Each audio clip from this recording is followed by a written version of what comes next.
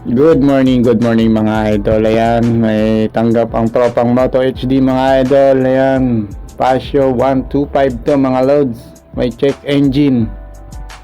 Ayan mga idol, bali pinagkakagat-kagat ng mga daga ang kanyang mga wire mga idol.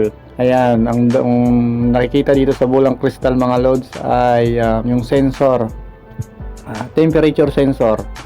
Yan, may damage mga loads. Ayan. Ayan, katunayan niya mga idol, at nung binaklas ng tropa to ay may daga pang lumabas. Yan mga loads sa loob. Talagang nanirahan na dito sa loob. Ayan mga idol, bali gagawin natin to mga loads.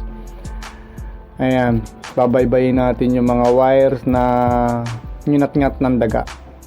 Kung may putol, idudugtong. Kung may nabalatan naman, ay siyempre tatakpan natin mga loads ng electrical tape mga loads. Ayan.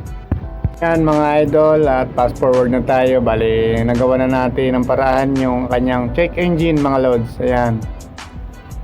Ayan, bali ang sakit lang naman nito mga idol ay putol lang nga yung wire. Yung pinaka ground niya po mga idol naputol.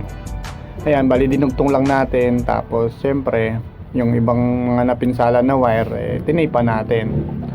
Ayan, bali hindi lang ho yung sakit nito ay yung check engine. Bali yung mga signal light niya, yung signal light niya ay inayos din natin mga idol. Ayan, bali umaandar na siya mga loads.